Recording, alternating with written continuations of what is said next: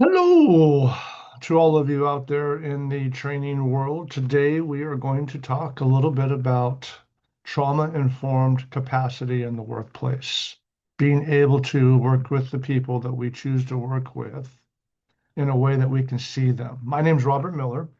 I'm the executive director of FARA, Family, Faith, and Relationship Advocates.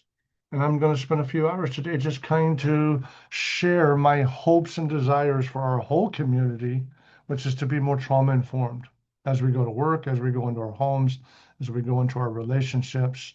The more we have an understanding of how people hurt and how they carry that hurt and how that gets in the middle of our jobs and our relationships and everything in between, then we can strengthen our emotional intelligence, strengthen our capacity to understand other people, even when they're going through something that we've not experienced and it doesn't make sense to us on how they're carrying that or acting out that experience.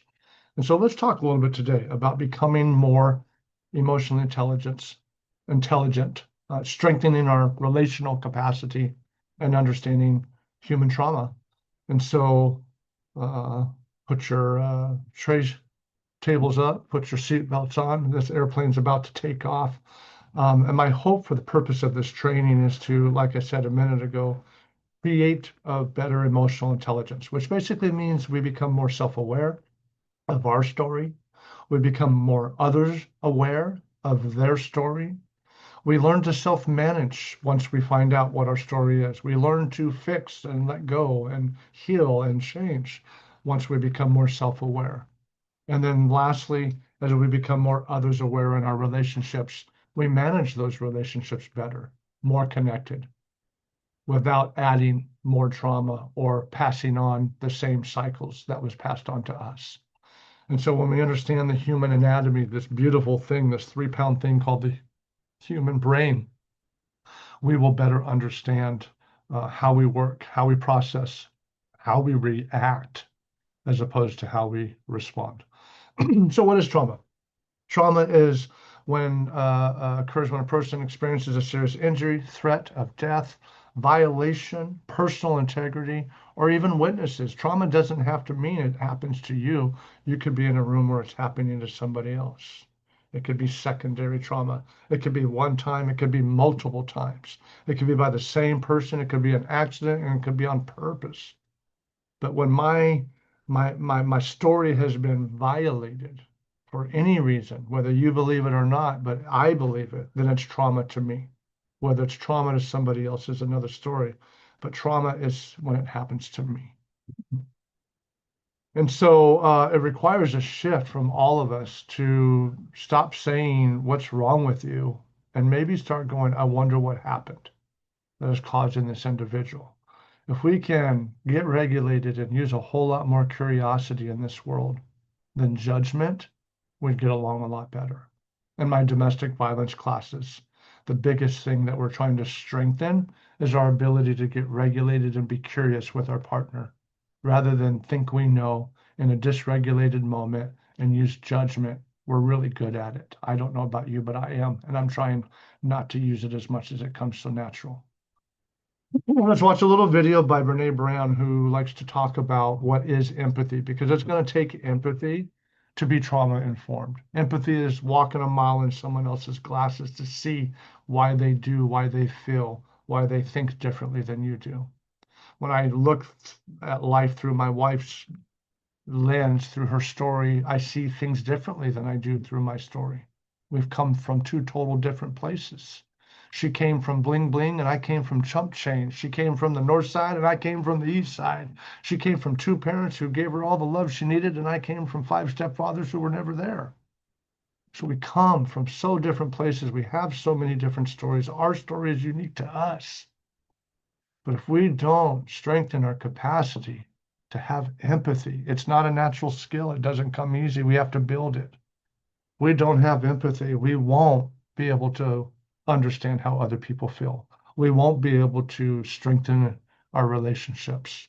We won't be able to repair damaged moments if I don't think I need to.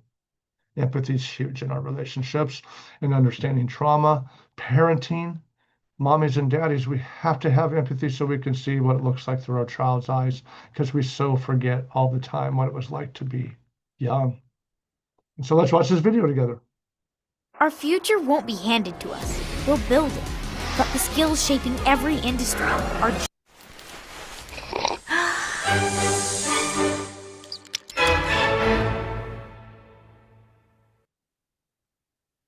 So what is empathy, and why is it very different than sympathy?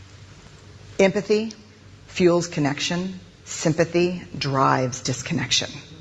Empathy, it's very interesting. Teresa Wiseman is a nursing scholar who studied professions, very diverse professions where empathy is relevant, and came up with 4 qualities of empathy. Perspective taking, the ability to take the perspective of another person or recognize their perspective as their truth. Staying out of judgment, not easy when you enjoy it as much as most of us do. Recognizing emotion in other people and then communicating that. Empathy is feeling with people. And to me, I always think of empathy as this kind of sacred space when someone's kind of in a deep hole and they shout out from the bottom and they say, I'm stuck, it's dark, I'm overwhelmed. And then we look and we say, hey, you climb down. I know what it's like down here, and you're not alone. Sympathy is, ooh, it's bad, no, you want a sandwich? Empathy is a choice, and it's a vulnerable choice, because in order to connect with you, I have to connect with something in myself that knows that feeling. Rarely, if ever, does an empathic response begin with "at least." Yeah. And we do it all the time. Because you know what? Someone just shared something with us that's incredibly painful, and we're trying to silver lining it. I don't think that's a verb, but I'm using it as one. We're trying to put the silver lining around it. So, I had a miscarriage. Oh, at least you know you can get pregnant.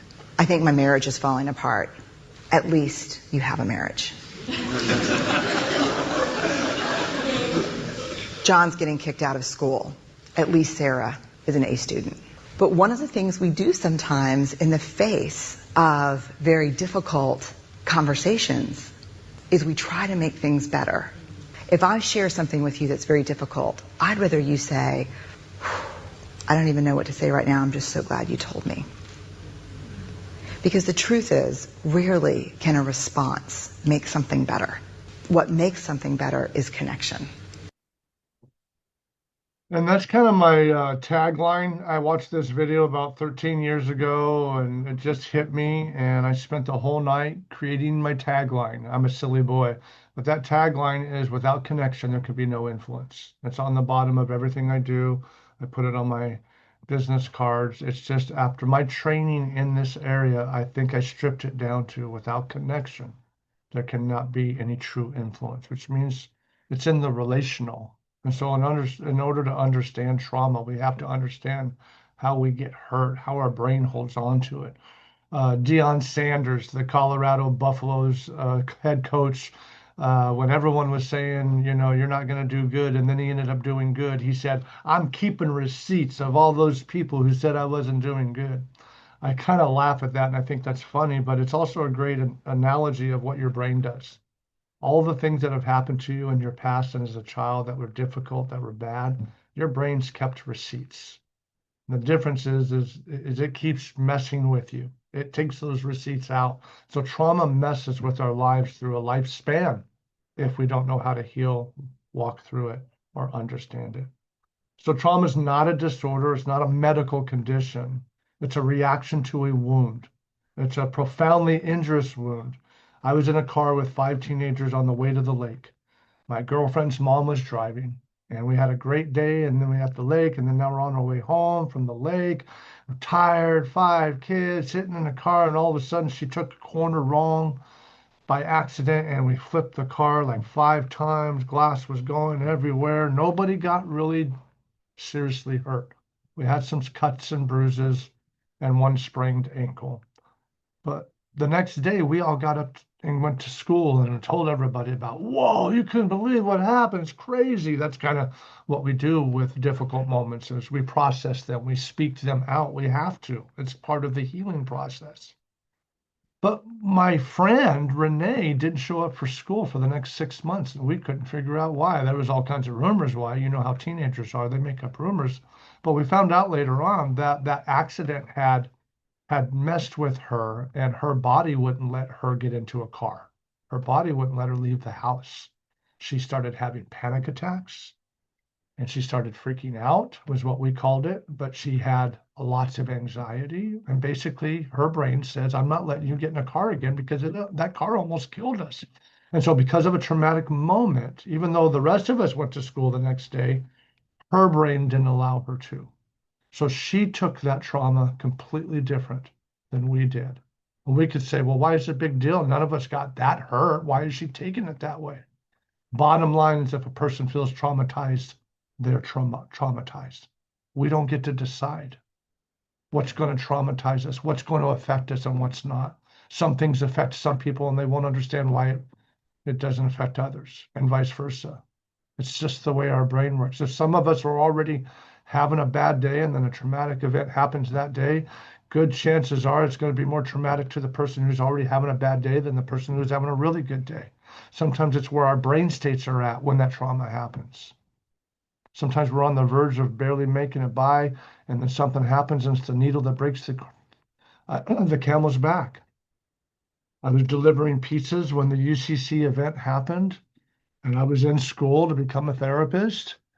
And about 2 months after that event happened, I was delivering pizza to a house, and there was a young lady who was in complete emotional meltdown and couldn't talk. She couldn't remember ordering pizza.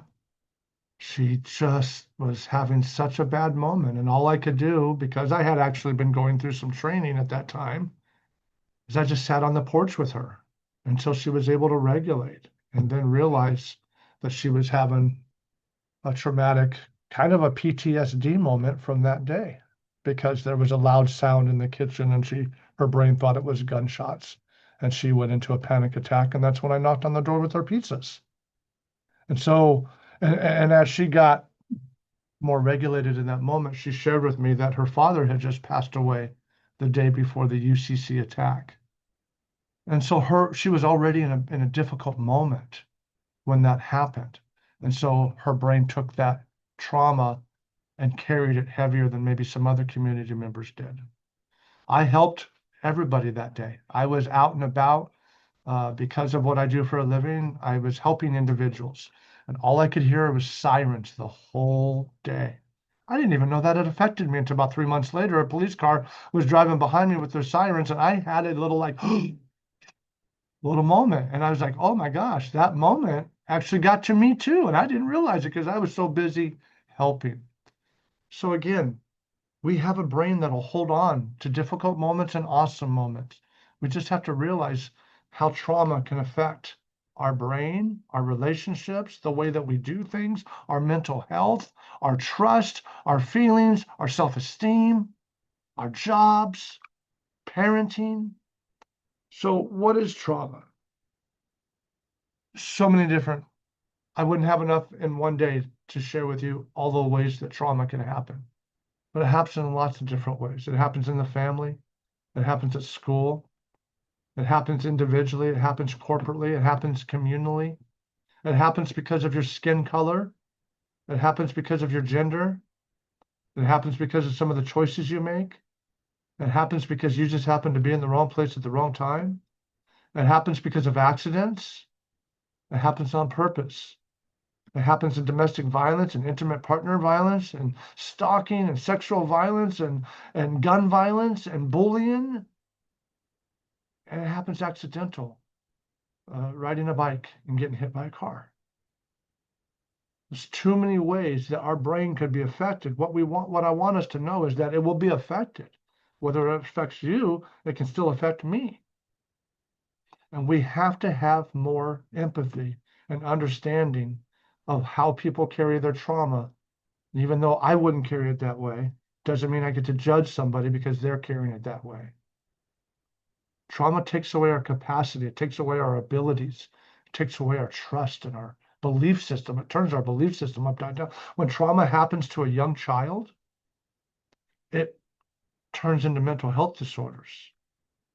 Huge trust. It turns into addictions at early ages. Major trauma that happens to me turns into risk factors for me later on as a teenager. That's not fair because I didn't create the trauma, but yet it's going to create all kinds of problems for me if I don't understand it or have had allowed a chance to heal from those moments. It happens through abuse, intentional patterns. It happens accidentally. It happens. I was the one being hit as a child, and my brother was in the room, but he wasn't being hit. But the trauma still affected him, even though he wasn't the victim. And so trauma affects us, whether we're the one that's happening, we're in proximity, whether it's just individually or it's a whole classroom of people or a whole population of people. Trauma happens. Let's watch this video on how toxic stress, which is what is an effect of trauma, cortisol, adrenaline, and all those yucky chemicals in our body that get produced in the moments of difficult grief, trauma, drama, bad moments. These toxins get produced and it hurts us later on. It keeps us from being regulated and have good jobs. It makes us want to go and be self-medicators and cope through drugs and other things that aren't good for us. This is the things that happen when we don't heal through trauma. So let's watch a little video on how toxic stress can affect the childhood brain.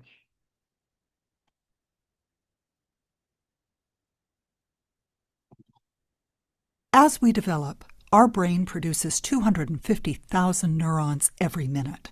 By birth, we'll have 100 billion of these miraculous building blocks. But in order for our brains to fully function, we'll need synaptic connections to organize and build networks. Who we become and how we function depends entirely on how these networks develop, and our interactions with others and how we've been treated determines everything. From functions like heart rate, breathing, and basic emotions, to personality, decision-making, language, social behavior, and voluntary movement.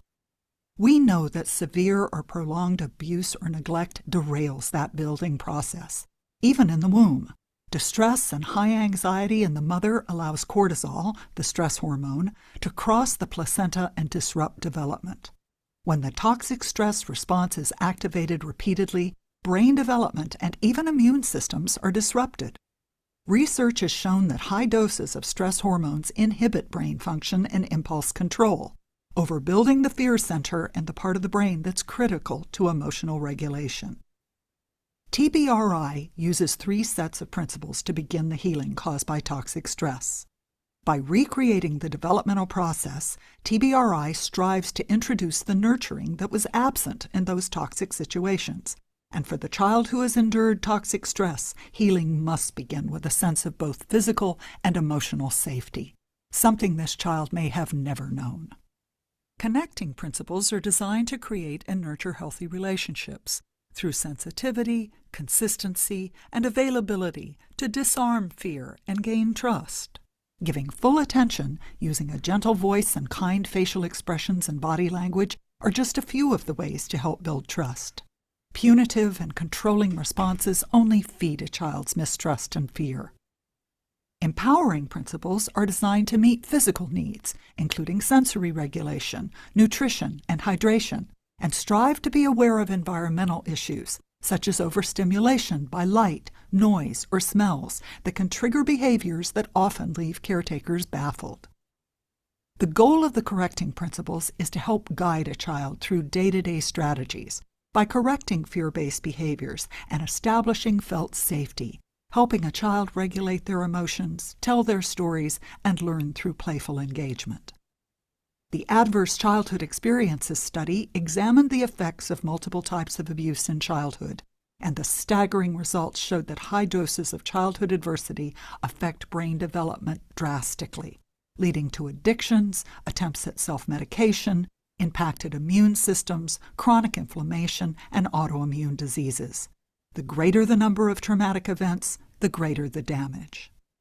TBRI can help stop this ugly cycle. There is hope for the damaging effects of toxic stress, but it will take dedication, education, and most of all, understanding. And that's the biggest thing, is the understanding. All of us, we're in our professions. We're there for a reason. Most of us have a very internal passion as to why we're social workers, teachers, helpers, daycare workers, people who work with people. There's a reason why we do that. And I love that about us, people who have that passion to help other people. But if we don't have the understanding of trauma, we can actually reharm the people that we want to help. I had a really good friend of mine who adopted a young girl, who foster cared a young girl, and didn't fully get trained and understand in trauma of what that little girl may have gone through as a foster child, as a child part of the system, who was in a difficult home, who had to be removed. And so they took this young child in, and then this young child exhibited some behaviors that the family didn't like and was quite thrown off by, and they gave the child back.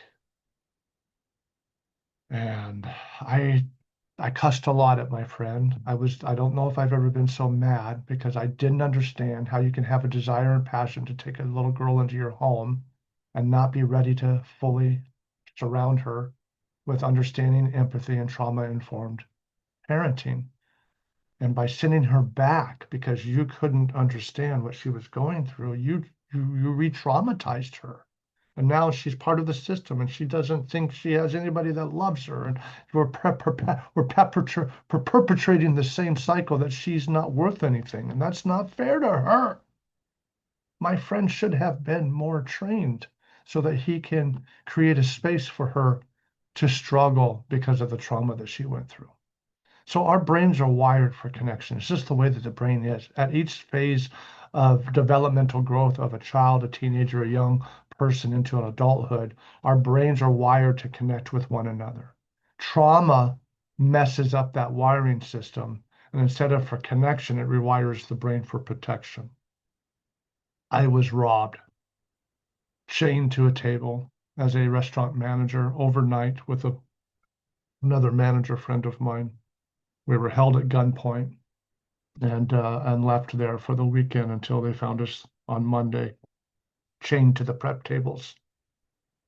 That was a difficult moment for me in my mid-20s as a restaurant manager, not knowing if I was going to die, and then I actually made it through it. And so that was, I had some difficult moments. I drank a lot for a season, and then I found myself not wanting to go to restaurants, or if I did go to a restaurant, I had to be able to sit where I could see the front door.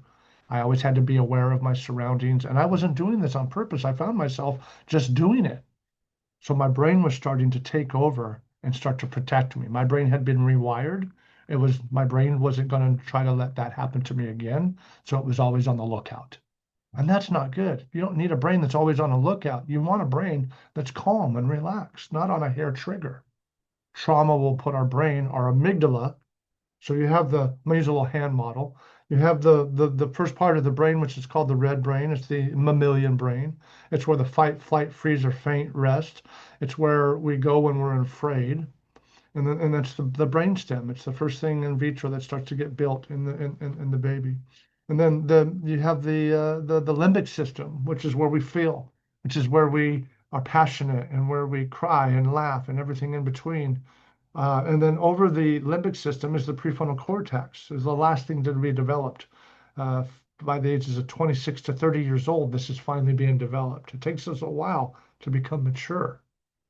And underneath the prefrontal cortex, he flipped his lid. You ever heard someone say he flipped his lid? That's a research term, scientific term, that you've lost your prefrontal cortex, and now you're just only being ran by your limbic system, or what we like to call the blue brain. Now, right above your blue brain is your amygdala. And that's what hijacks our brain. It's called the amygdala hijack. When we go into high feelings, when trauma happens, our amygdala flies over and it takes over. And then the only thing that's operating is your blue and your red brain. And that is reacting, not responding. So when I work with couples who are arguing all the time, I get them to realize they're in the blue brain, they're yelling, they take a step back, they breathe, they get regulated, the best versions of themselves, and then they share with each other rather than yelling at each other from their blue brain. And so if we don't understand how the brain works, we won't understand how trauma massively impacts our brain and rewires it for protection.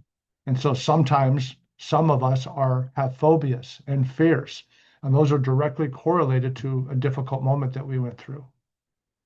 I have a fear of heights, and I fell off of something as a teenager, and ever since then, I won't come within 20 feet of a ledge.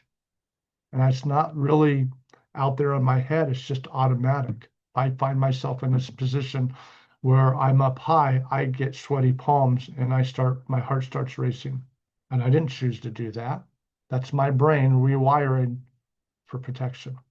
So if we can understand that, then we can start to get a grasp of how each person's brain might be hurt in a different way than me. And understanding trauma is just giving space for somebody to walk through that. Let's watch a video really quick. This might be the most difficult video we watched today, but I think it's a needed video for all of us to see. It's called Through Our Eyes, a pictorial of child violence and how children take it and how it's happening in our community in all areas. There's not an arena in our community, in our world, where violence doesn't happen. There's not a people that's free from violence. We all, every gender, every race, every culture, everybody on this earth is prone to violence, to trauma. And when we can understand that and realize it's not a racial thing, it's not a gender thing, it's a human thing. So this might be a difficult video to watch, but let's watch it. So that we don't close our ears and we don't close our eyes and say that kind of stuff isn't happening. It is happening. And the only way that we're going to stop it from happening is be okay and be aware that it is happening, and then do something on our part to make sure it doesn't happen on our part.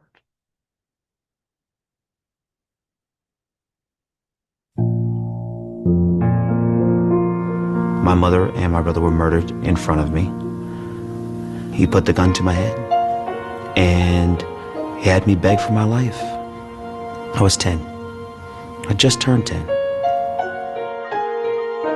It's hard to come out and say that I was a victim and that I was abused, especially when you're little, because it's like a big secret that's always on your back and that you never know when it's going to come out. The image of my brother falling on that concrete floor and people stepping and just kicking with shoes on his face, I couldn't get that image out of my head.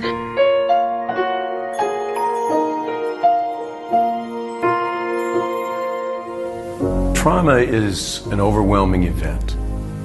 It takes away our safety, it creates a sense of helplessness, and it continues to affect our perception of our reality.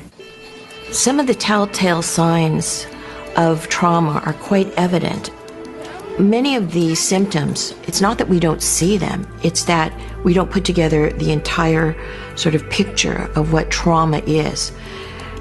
Inability to sleep or interrupted sleep, inability to focus on what's going on, really not able to attend to learning. Adults need to be aware of children who are exposed to violence and intervene early and stop it. I don't like the environment that I stay in. People getting killed every day, drug deals, people getting snatched, raped, cut up. Whether it is a child who witnesses violence or a child who is the victim, you can't be fearful and be able to live your normal life. You have to be able to think clearly, and when you're traumatized, you can't do that. Violence continues then to affect a child in their perception of their community, of their family. The danger is right around the corner. And the brain gets wired to expect danger. My dad started actually physically beating me to the point to where I'd go to school with covered in bruises. I don't know how many times I've been threatened to be killed by my own dad. My brother got shot in the head. He ain't make it. It makes you afraid at times. It makes you feel that, oh my God, you know what, I just lost a friend, I just lost a family member. It just makes you feel that, hey, I could die next, I could be the next one dead. What trauma does is it triggers what's called the amygdala in the brain, which is our fight, flight, freeze center. And it truly is a change in the brain and a change in the stress hormones that are flowing through the body.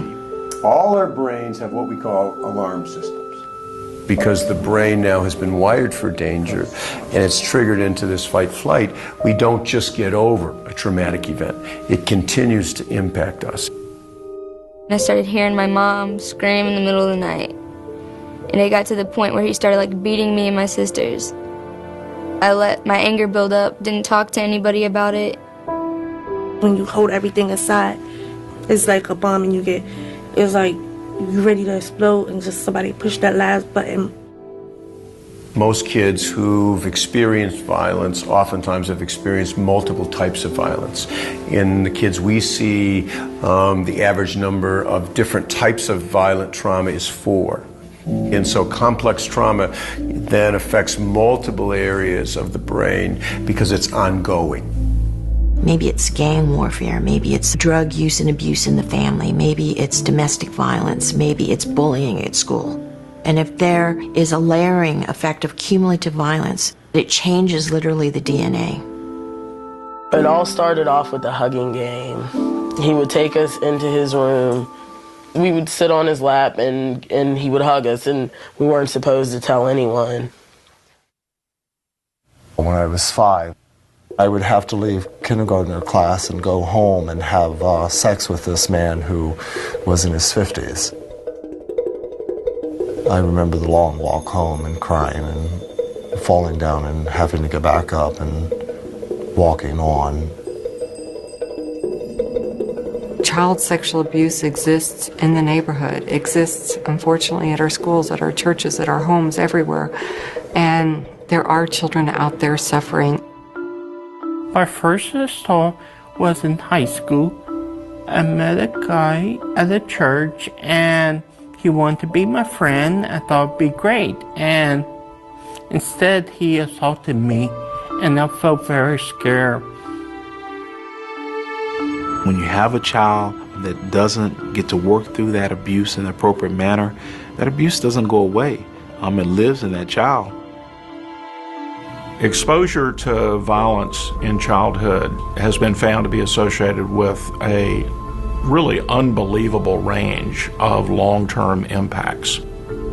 Very young children who are exposed to violence many times have difficulty in establishing a trusting relationship. These children have fears. You're twice as likely to develop depression. You're probably 3 times as likely to develop some type of anxiety disorder. As they move into school age, they may have very, very serious behavior problems. As we look at adolescence, we see children running away. Sometimes children may be involved in the juvenile justice system, which puts the child at risk for being an adult offender. And so the cost of violence is staggering. I felt isolated. Nobody knew what I was going through. To go 3 years without talking about it, I imploded. Finally, after stressing and keeping everything bottled up and everything building up, I just finally broke down one day and attempted suicide. Suicide is the 3rd leading cause of death of children and adolescents in this country. We always ask in every case, what role might child abuse have played? My mother, she knew that stuff was going on, but it just seemed like she didn't really care. She never stopped that abuse. And to this day, I've never forgotten what some of my family members have done to me. These are traumatized kids, and so how do we then, as adults, professionals, caregivers, put a system around children that really is trauma-informed? Happy feeling, good job, okay? So what do we do differently to help rewire their brain? And then ultimately, how do we build capacity in order to really help our kids? Everybody come together, whether it's in the community, in the home, in the school, wherever children are, and child by child, think of ways in which we can intervene early and educate people about what children need in order to grow, to thrive, and to continue to be resilient human beings. So really just understanding, helping those that we help, realizing how the impact is impacted, the more aware we become of how our body reacts and how it keeps score and how trauma gets in our way, especially when it happens at a younger age. The younger the age of the trauma, the more difficult to get over. Some research says that trauma that happens before the age of 2 sometimes could be the hardest because the impact you feel later on is something you can't put your finger on because it happened before your memory started. And so some of us are walking around, I call it a soul limp. We can't figure out why we're in the mess that we're in or why we seem to keep getting ourselves into the situations we're in. And they don't have an understanding of their childhood story and how that trauma impacted their ability to build certain skills along the way that was going to benefit them as an adult. And without those, they're not going to benefit but struggle. And so trauma will continue to rear its ugly head through the course of our lifetime if we don't allow healing to happen, if we don't allow space to happen. It's how we treat people. I always say here at FARA, it's up to us, the professionals, to create the space for our clients coming in. We have a domestic violence program where they're coming in, sometimes straight out of prison, straight from jail, straight from the domestic violence that they perpetrated. And most individuals or most people in our community, our world, look down upon these individuals because of what they've done. Justifiably, I understand the upsetness. I don't condone violence by anybody at any degree, but I do understand how we as adults could get in ourselves in really difficult moments because of lagging skills that came from our own trauma. And so I'm trying to create a space so that people that are mandated to come to me actually find a space, an environment each week where they can unpack their story and begin to do better than they've done before because they've come to a realization is what's in their way. So rather than me pointing the finger at them, I create a space. I, the professional, am trauma informed and create a space for the relational to happen. Because if someone doesn't know how to have a relationship today, there's a good chance that they didn't get those tools growing up. And so we are a human being that's chock full of patterns and skill sets. Yes, we have desires and passions too, but we are a very cyclical brain. We are a patterned brain. So once we do something, we do it the same way all the time. If I'm used to yelling, then every time my amygdala flips my brain, I'm going to raise my voice until I start working on it. And so when we understand our brain, then we can change our brain. We can heal our brain. We can learn from our brain. I'm going to skip this video for today. So understanding the exposure, the moments to our brain, it's not just physical violence. Trauma could be neglect, the absence of somebody. I used to think I was all that in a bag of candy too because I didn't put my hands on my kids like hands were on me as a kid. But I traumatized my children, and I have to own that. And I have to recognize that because I yelled. I may not have done to them what was done to me, but because what was done to me, I didn't realize the things I was missing, the skills I was missing. I yelled. I got dysregulated quickly as a daddy, and then traumatized and created fear for my children. And I'm working on that today, understanding how trauma has affected my life so I can let it go, heal, and do better myself. Your brain keeps the score, like I said earlier. It keeps receipts at a microbiological, I made up my own word, level. This right here. Sorry, let's watch this video, and then I'll explain more.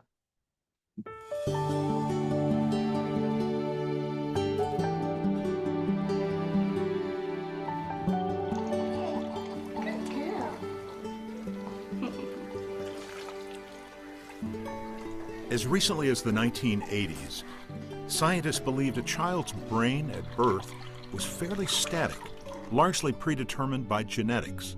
Researchers now know that's not true. While genetics clearly play a role, scientists know that relationships and experiences shape the brain. Think of a developing brain like a multi-storied house under construction. In this chapter, we'll explore the basics of brain development and help you understand how early traumatic experiences can design a different house. When we're born, our brains are teeming with more than 100 billion neurons or brain cells. Under optimal conditions, when our needs are met consistently by nurturing caregivers, You got a red ball. our brains thrive. These neurons connect in complex and vast networks, much like the electrical wiring in a modern home. The baby comes with all this wiring, but it's the human interaction. Looking into the eyes, being held, hearing the song of my mother, feeling the strong shoulder of my daddy, that begin to make the brain develop in very, very important ways for all of the life skills that will come. At birth, the lower floors, or the downstairs part of the brain, is firmly wired in place by genetics, allowing a child to breathe, eat, sleep, and hear. Survival functions are rooted here. Very few connections in the upper floors are formed. These more sophisticated parts of the brain govern higher functions: complex thought, reasoning, emotional processing, memory, speech, and most importantly, the ability to regulate our behavior. It takes time and repeated experiences for this circuitry to develop and become hardwired in the brain. When a child experiences trauma, abuse, neglect, or other risk factors, it can skew the wiring of the brain, as well as the structure and the chemistry. The lower, more primitive survival part of the brain can overdevelop from reacting to fear, while the critical upper floors may underdevelop and suffer. In the book that I wrote with Dan Siegel, The Whole Brain Child, we talk about an upstairs brain and a downstairs brain. For some kids, Dr. Bryson is a psychotherapist at Pediatric and Adolescent Psychology Associates, Director of Parenting Education for the Mindsight Institute in California, and best-selling author along with Mindsight Executive Director Dr. Dan Siegel. the upstairs brain is the more sophisticated part of the brain. It's our cortex that takes a long, long time to develop. And it's the part of the brain that allows us to regulate our emotions and calm down our bodies, understand ourselves, understand other people, and really be able to make good choices and be flexible and adaptive.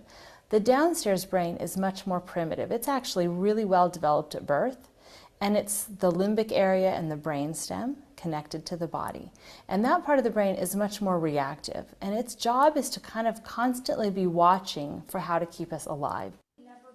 Dr. Bryson's research and studies in attachment science, child-rearing theory, and interpersonal neurobiology have made her a sought-after expert contributor with appearances on Good Morning America, PBS, and Red Book magazine. She says trauma triggers the watchdog part of the lower brain, called the amygdala, to work overtime. And its job is to constantly sort of scan the environment, to be paranoid a little bit, to be watching, is everything okay here? Am I okay? Am I safe? Is anyone out to get me? Can I relax? And that part of the brain is always appraising what's going on around us, reading faces, reading the environment. Do you like bubblegum? Yeah. No.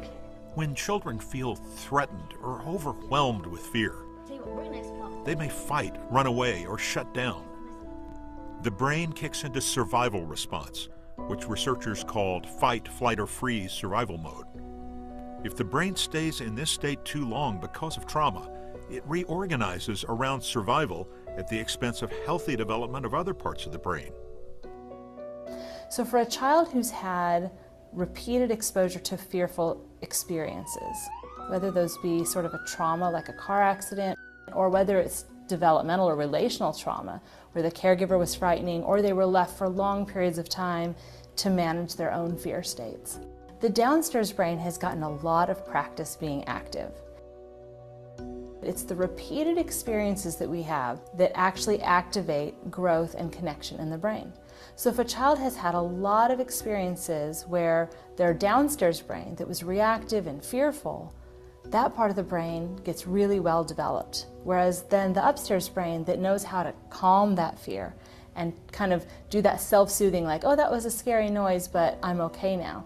That part of the brain may not be as well developed in children who have had repeated fearful experiences. The impact goes beyond the upper and lower floors. The fear and stress of trauma also affect the left and right hemispheres of the brain, which help coordinate logic and emotion. The left brain specializes in logical, literal, linear, and linguistic, which is using words, in those modes of processing information and going about in the world. The right hemisphere, on the other hand, is much more closely connected to emotion, to sensations in our bodies, to kind of looking at the whole picture as opposed to bits and pieces, and more random ways of processing information as opposed to linear. And the important part is that they work together as a coordinated whole. When children are in situations where their needs are not responded to, where their emotional states are not understood, or there is not a caregiver who responds consistently, quickly, and in an attuned way, the right hemisphere does not get nurtured. It doesn't get developed optimally. So when one side takes over, we can either be cut off from our emotions or we can become flooded by them. It's not just our emotional balance that gets upset by trauma. It also disturbs the delicate balance between our brain chemistry and the hormones that drive our central nervous system and our entire being. In times of stress, our bodies produce the hormone cortisol, revving our bodies to a state of high alert. Periodic stress and short bursts of cortisol actually stimulate growth and help us adapt and change. When stress stays too high for too long, toxic levels of cortisol become corrosive and can lead to a host of long-term problems. Rockefeller University neuroscience professor Dr. Bruce McEwen is noted for his pioneering work on the impact of stress on the brain. In a chronic stress situation, our lab has shown that dendrites in some parts of the brain, like the prefrontal cortex and the hippocampus, will shrink and communication will be impaired. Most critically, Dr. McEwen says chronic stress takes a heavy toll on the vital front part of the brain that controls emotion, memory, and attention. The prefrontal cortex is very vulnerable, and when there is chaos in a child's life, lack of good attachment, development of the prefrontal cortex is severely affected. And it's involved in the downstream control of everything that's going on, whether it's impulsivity, whether it's aggression, anxiety. It helps control mood. It helps a person make decisions when to stop something, to do something else. It's the brain area that is so important for self-regulation, which is so important for success in everything that we do as adults. Dr. McEwen is a best-selling author, former president of the Society for Neuroscience, and expert contributor for the PBS series This Emotional Life. Early life adversity and toxic stress is often associated with increased frequency of disorders like obesity, diabetes, cardiovascular disease, as well as brain problems such as substance abuse, antisocial behavior, depression. When a child stays in elevated states of stress, that cortisol stress hormone washes over the brain and washes through their body. And we know that brains that are exposed to chronic cortisol look different from healthy brains. And I'm wondering if we can outline the paper. Doctors Karen Purvis and David Cross have conducted extensive testing on children who have experienced early harm. They've found severe imbalances in cortisol and neurotransmitters. Neurotransmitters are the chemical messengers the brain sends the body. Some excite and some calm, and trauma can dramatically upset the balance. A young child who is getting optimal care has a balance in the brain chemistry. The chemicals about I'm afraid, I'm hungry, I'm cold, those are called excitatory, are balanced when the caregiver comes and gives warmth. And then the chemicals about I'm safe, I'm fed, I'm loved, we call those inhibitory, come into play. And so this child has excitatory but then inhibitory. So there's a balance in the brain chemistry. If a child has early trauma or harm, even brief early trauma or harm, these systems become imbalanced so that I'm afraid, I'm hungry, I'm scared, I'm lonely. It takes precedence. And there's very little of what would come when the needs were met. For children that we have seen over the years, and we've done neurotransmitter tests to test the level of this chemistry on more than 2,500 children. And what we find is dramatic levels of excitatory neurotransmitters, dopamine, beta-phenylethylamine, norepinephrine. We find glutamate that causes seizures very high in many of the children. And research shows these imbalances also raise the risk for mental health issues and lots of behavioral issues. The takeaway message is this: trauma damages the brain, especially a young developing brain. It alters brain structure and upsets the delicate balance of brain chemistry that drives behavior. It puts a child at risk for a lifetime of problems. I'm sorry. But if you know the risk factors that predispose a child to harm, you'll be in a better position to quickly intervene and minimize the damage. Up next, key risk factors. Some may surprise you.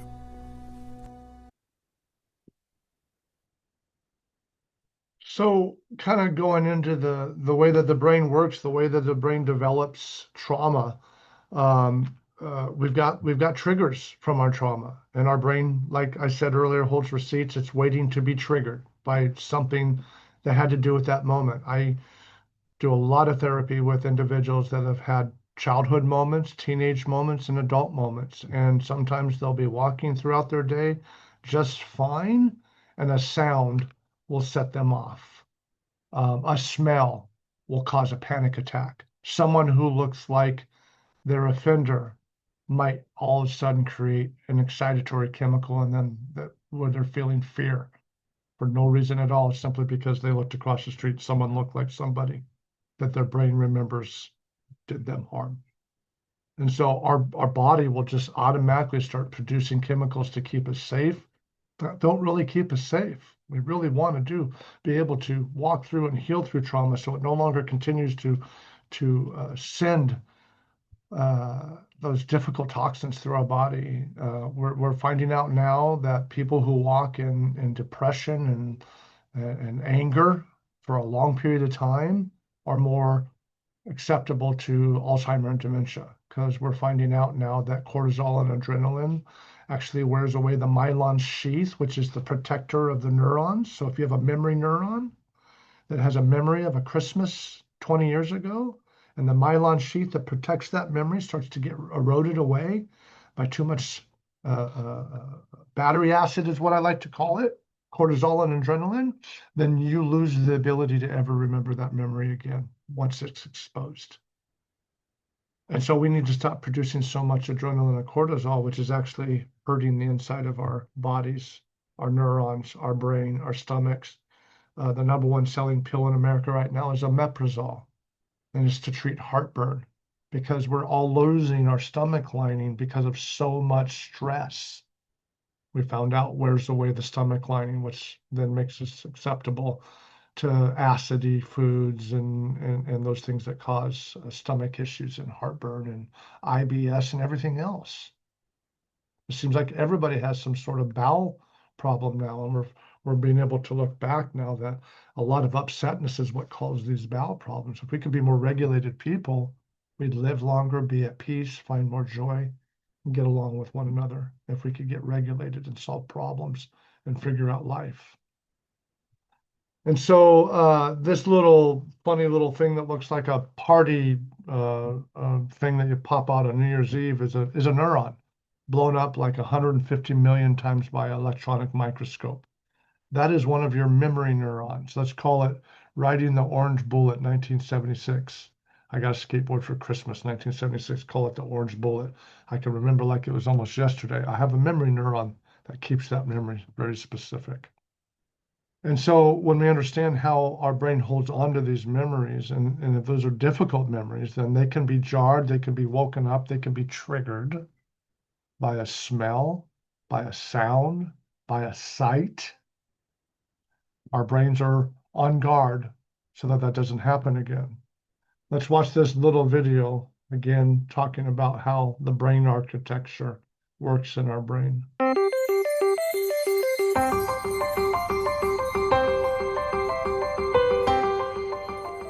A child's experiences during the earliest years of life have a lasting impact on the architecture of the developing brain.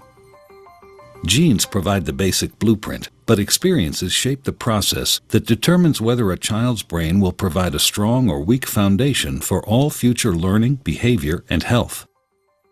During this important period of brain development, billions of brain cells called neurons send electrical signals to communicate with each other.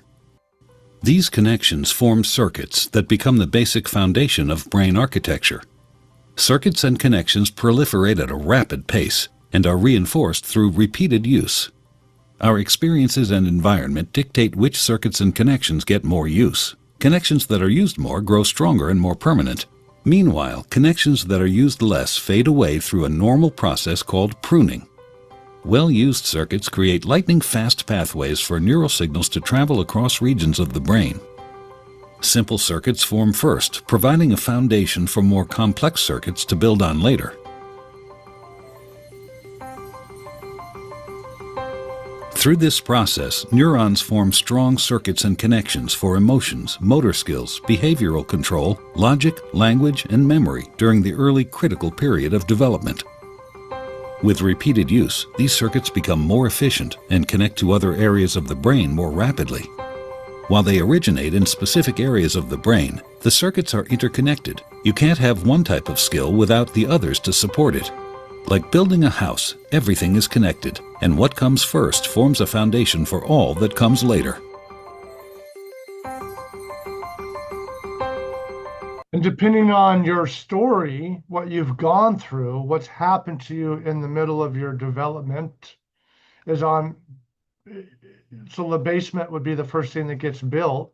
If you had a lot of yelling between mommy and daddy for the first 2 or 3 years of your life, your beginning brain has built protection against those types of things, built stress because of those things, built fear because of those things. And now you have a basement that's really big, that's very reactive, because that's what our red brain is, and our blue brain are reactive. And if you've been in situations where you're not getting a chance to learn how to be calm and respond, then at 11 years old, you might be more propensity to have high anxiety and be reactive and lose your cool quicker than the average bear. And it has nothing to do with how good you are or how bad you are. It's your capacity. It's your skill set based off of your story, because your brain is going to develop in different areas as your story and you allow it to. And if if you get to get up each morning and have a regulated household, and mommy kisses you and daddy waves goodbye and gives you a hug, and you get on the bus and you go to school and you come home and you have dinner and you got this love, you go to bed and you wake up the next day, you're building repeated patterns that your brain needs to build really healthy skill sets at 4 and at 7 and at 11. That's going to give you the ability to be a regulated human being and do really well with whatever it is that you're going to do. But those of us that didn't have those repeated experiences that we're able to build off of and do well, maybe we had other things that were going on. We were repeating experiences of fear. I lived in Hawaii and ran away from school every single day to get home because if I didn't run fast enough, I was going to get my butt kicked by local Samoans. I was the local Howie, the local white boy who everyone loved. And those were repeated experiences of fear and hurt and pain and hospital visits, to the point where I couldn't wake up for a season and not be afraid and not want to go to school. I had this dread of having to wake up and go to school. And at that time, I liked school, but I didn't like the experiences that were happening. And so I spent so much time being in dread, I wasn't spending time being calm, enjoying life, laughing, building all of those things that are going to work out for us later on in life. So we'll go from the microbiological to the larger level of our brain. Let's break the brain down really quick, because without the understanding of the brain, we really don't understand how quickly trauma can tilt it, how quickly trauma can affect it 20 years later, even though it happened 20 years ago. So we understand how our brain works. And so you've got this, I call it a 5-part brain. You got your basement, downstairs, upstairs, and your left and your right. And you put them all together in a nice little harmony, and you've got a brain that's doing really well. And your left is in charge of your logic. Your left knows 2 plus 2. Your right is in charge of your emotion. Your right is where you feel, where you plan, where you dream. Your left is where you put it on a blueprint and figure out how to build it. And your right is where you feel and cry and laugh. And your left is where you learn how to drive. But you need both of these, left logic and emotions, so that any given day we can be regulated. We make a well-informed decision with what's in front of us. I don't make an emotional decision because I'm mad. I don't like you anymore, so I'm never talking to you again. That's called an emotional decision. And if we don't realize we're tilted, we'll make emotional decisions. We really need to make emotional and logic decisions.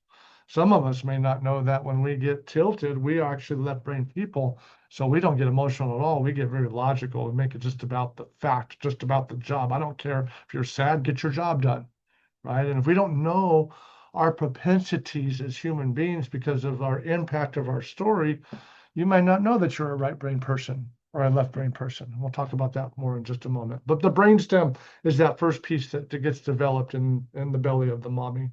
And then you have your downstairs, your basement, which is your emotional center of the brain. And then your amygdala, which is about the size of an almond, is kind of your watchtower of your brain. It's your all of your experiences are in your amygdala. Your amygdala is the one that keeps notes and receipts and makes sure that you're safe. If someone hurt you yesterday and you walk back into that store where you were at yesterday, your amygdala is going to keep you on alert that you're not going to get hurt again. You might feel fear. You might be looking everywhere. That's your amygdala. And over your amygdala is your upstairs, your cerebral cortex, your prefrontal cortex, where this is what I like to tell our group classes is your best version of yourself. If we got a brain that's disconnected, I flip my lid, boo! Now my brain is disoriented and it's only going to react. The moment I flip my lid and I'm working in my emotions, I'm only going to react. We want a brain where we can get put back together, breathe, get regulated, and respond. So trauma, a lot of time I've seen a very direct correlation, especially in a lot of my group classes with guys and gals with really high trauma. They don't have the ability to regulate.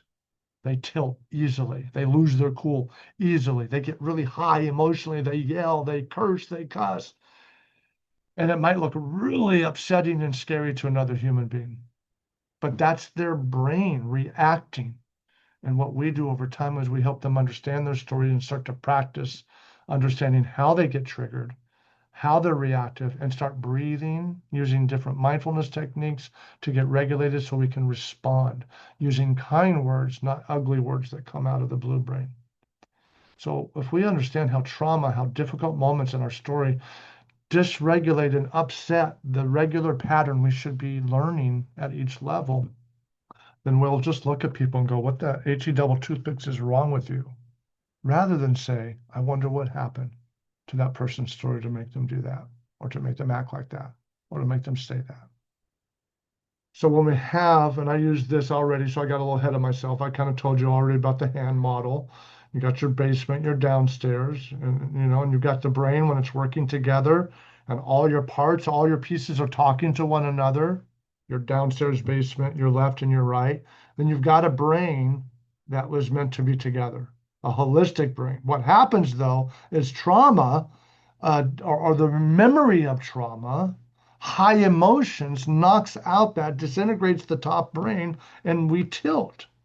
So when life's not working, stress happens. Someone called us a bad name. We came across a situation we weren't expecting. I'm on my way to work and my boss tells me as I get there, I don't need you today.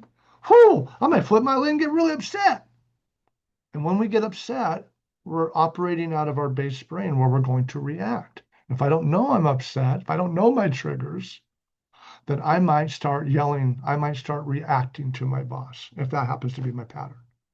But if I can take a breath and take a step back and go, well, that sucks. I mean, we're still going to feel, but maybe I'll respond rather than react, because we're still going to take our feelings and our logic and have a response, but maybe it won't be such a reactionary one. I like to tell my guys in class, if we're in the blue brain or the red brain, we're going to go to a fire thinking we're going to put it out, and it's going to get bigger because we didn't realize we took a gas can to the fire, not a water hose. Because of our reactions, we made the matter worse. I'm sure I'm the only one in the whole wide world in an argument with my wife where my next word came out of my mouth and actually made the matters worse. It's my humanity. Sometimes we get struggle and we get an argument and it's like, oh yeah, well, oh yeah. And at some point we got to stop and get regulated and go, I see what you're saying, sweetheart. And this is what I'm feeling. And the ability to do that, which didn't come easy for me most of my life because I wasn't there, didn't have a lot of practice, but I'm getting better at now because I'm practicing. That ability, a lot of us struggle that have gone through trauma, that have gone through difficult moments. We've not had practice to stop, regulate, and respond. But we've gotten really a lot of practice. I grew up in a household where everyone yelled and cussed at each other. So I got a lot of practice at losing my cool and cussing. And if you get a lot of practice, then you carry that into your teenage years. And I got in trouble for cussing all the time in class, calling the teacher names. And then you carry that into your adult years. I lost my cool and cussed all the time. I don't cuss at all anymore, not because I think cussing's bad, because I just don't want it in my life. But it's taken years for me to get regulated and practice not cussing. Because we have a brain that's patterned. And if we understand patterns, if we understand the pattern of trauma, we can understand why things happen the way that they do. So stress knocks out our ability to do really well, and now we're in our reactive. And so and all we have is the blue brain and the red brain left. So the flipped lid leaves only our fight, flight, or freeze, or high emotions. And that usually doesn't help the situation. Now, what I'd love for you to be able to ask yourself is, am I a left brain person or a right brain person? Because when we do flip our lid, all of us, when we do go, and we disconnect from the logical and the emotion. So we have a brain here and we flip our lid. Now it's separated. Every single one of us go either here or here. There's no middle when you separate. There's nowhere to land. So you got to land either in the left hemisphere or the right hemisphere. And us left brain people, when we flip our lids, we get very kind of dry. We don't get emotional. We don't make it about people. It's just the fact, Jack. We make it about the problem. We make it about what needs to get done. We leave people out of the equation. Left brain people tend to just forget about people and just go do the job themselves, but they'll mumble about it the whole time under their breath. Left brain people will just take care of the problem. And so you're disconnected in a different way than right people do when they get disconnected. So when a right brain person gets disconnected and they lose their cool, they don't look like a dry arid desert. They look like a tsunami because they wear their emotions on their sleeve. Everything is loud and disconnected. And so when a right brain person, it's all emotional. It's all about the person. And then what happens, most of my earlier in my life with my ex-wife, what it looked like when we had arguments, is it took days for me to clean up the mess of my words and my impact of that one moment. That's what a tsunami does. It comes rolling in and it takes forever to clean up that little coastal town. And for us right brain people, we have to say sorry sometimes for what we said. Us left brain people will have to say sorry for what we didn't say or what we didn't do. So if a left brain person is more emotions isn't a part of the equation. It's just the facts, just the job, just do it. And a right brain person is all about the emotions, all about the person, nothing about the job or just do it. We're stuck here, and why can't we get through this? And it's usually either way works. Neither way works. We have to realize whether I'm a left brain or a right brain. Those are qualities that I can use for me if I understand what they are once I get connected. Now, once I realize that I am a passionate person and that if I do wear my emotions on my sleeves, no one has to ask me how I'm feeling. I usually wear my emotions on my sleeves. My wife is a left brain person, beautiful human being. Sometimes I don't know how she's feeling, so I got to ask her. Because left brain people are really good at masking emotions. And so once we realize it's about ourselves, we can have some barometer maybe, or when we realize it's about our children. Some of our children might have meltdowns and tantrums that make no sense because our other child never had one. Well, maybe your other child was a left brain person when they got disconnected, so they went internal. Whereas a right brain person, they're external. So you see their upsetness more. And so when we have this understanding that trauma or difficult moments or stress creates chaos in the brain and flips our lid and gets rid of the part that actually will put logic and emotion together and make a well-informed decision, that's out the window. And so now we're only operating from our base brain, which just is not good because we're going to react. We're going to try to protect ourselves when we didn't need to be protected because we're in a part of our brain that might be acting irrational. You ever seen a kid really, really scared because they thought they saw a ghost in their room? Sometimes us adults go in the room and say, oh, there's no ghost in here, just go to sleep. We're trying to be the rational and not understanding they're in there irrational because that's what fear does. So instead of trying to dismiss their fear or say that doesn't exist, why not me get and connect to their emotion and get down on the floor and goes, it looks like you're really afraid right now. Let's walk through this room together. Let's turn the lights on. Let's see what we can see together. And you can diminish that fear. You can help them get regulated so they're not in the irrational, they're actually in the rational. And they're like, oh, sweet. I busted just saw a shadow, Daddy. Or it comes to the point where we put a nightlight, right? How about we doing that? But either way, when you're more regulated and you're into your child's emotions, you're going to problem solve with that child instead of dismissing their feelings, even though, and that's what us parents do. We forget how easily kids can get afraid. And if they've had other experiences that have caused them to become afraid, they're going to become afraid more easier than the person next to them. And we're going to have to be okay with that because there's obviously been an impact. So again, the more we understand the brain, I work with a lot of children that are impacted by trauma.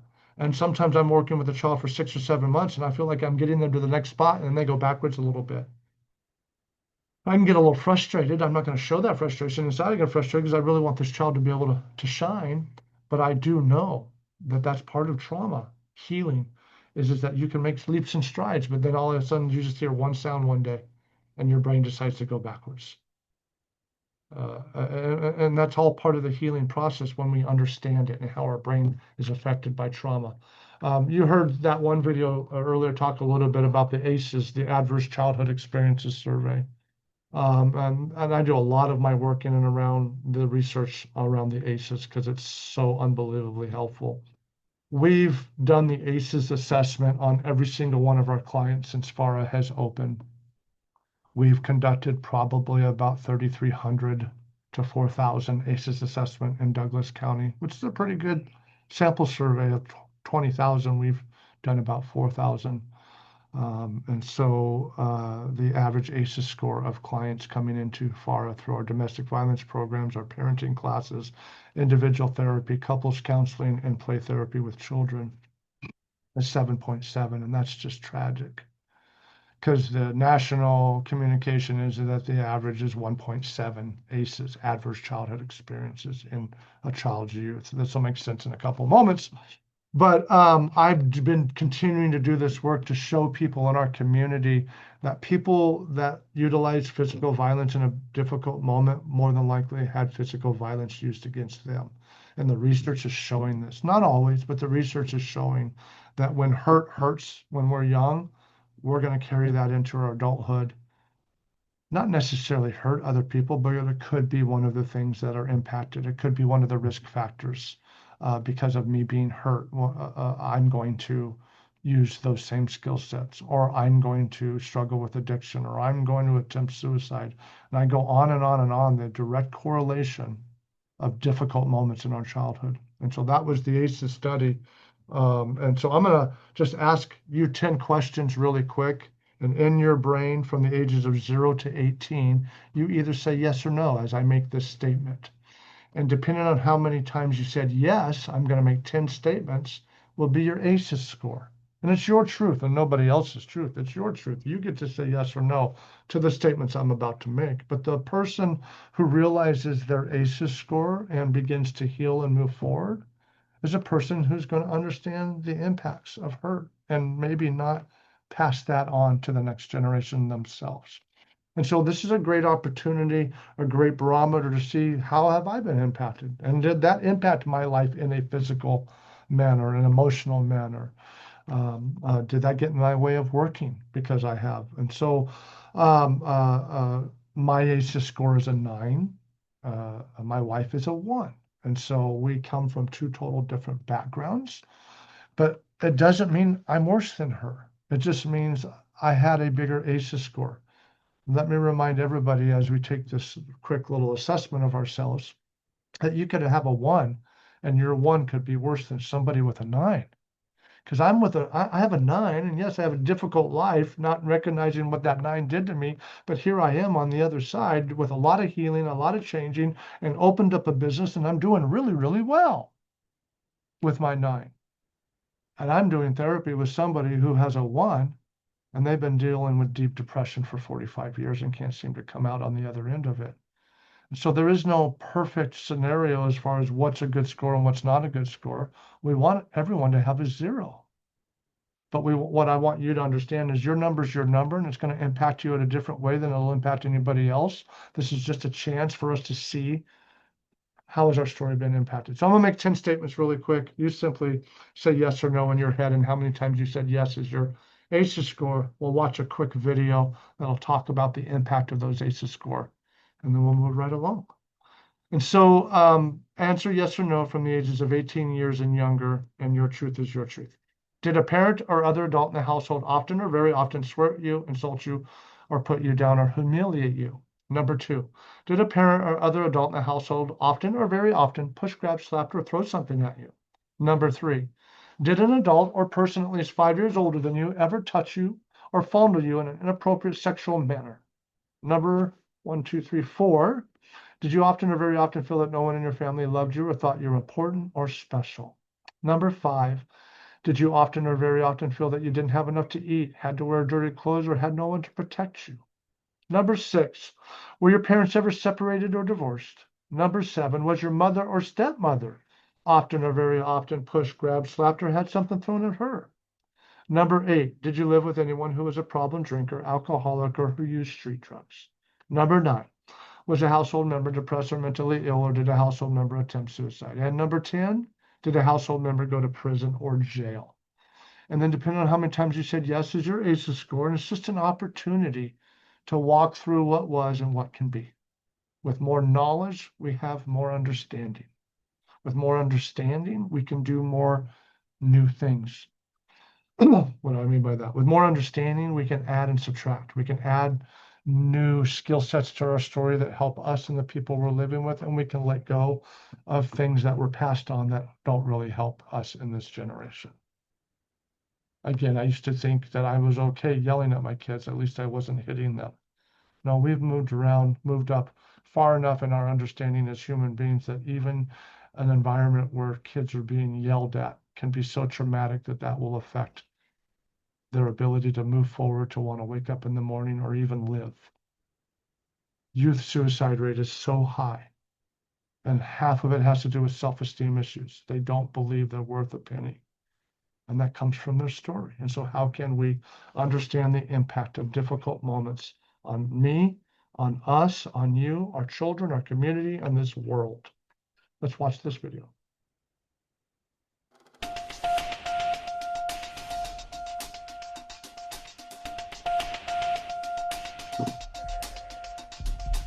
What does your parents' divorce have to do with your risk for heart disease? If your mother had a drinking problem when you were growing up, are you more likely to suffer from depression as an adult? Here's what you should know about ACEs. ACEs stand for Adverse Childhood Experiences, extremely stressful events that can happen to a child growing up. Some experiences are so stressful that they can alter brain development, as well as the immune system, increasing the risk of lifelong health and social problems in adulthood. The term comes from the Adverse Childhood Experiences Study, landmark research that shed new light on the root cause of everything from stroke and liver disease to substance abuse and mental illness. In the late 1990s, an epidemiologist from the Centers for Disease Control and a preventive medicine doctor at Kaiser Permanente set out to understand the association between childhood experience and lifelong health. They asked over 17,000 people in the Kaiser Health Plan in San Diego about their health history, as well as difficult questions about their experiences growing up.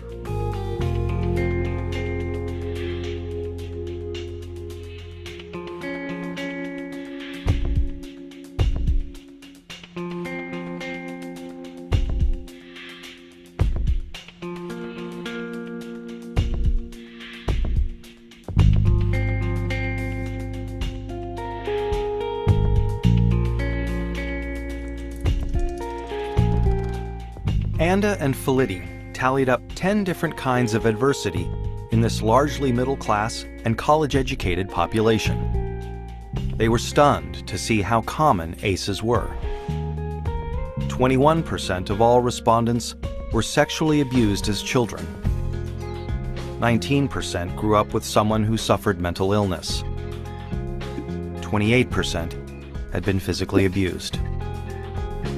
And 2 out of 3 respondents had experienced at least one ACE. The researchers next looked at how someone's ACE score, or the number of adversities they experienced, related to a wide array of serious health and social problems. They saw that the more ACEs someone had, the greater their risk for poor outcomes compared with someone with no ACEs. Someone with an ACE score of 4 had twice the risk of heart disease and cancer.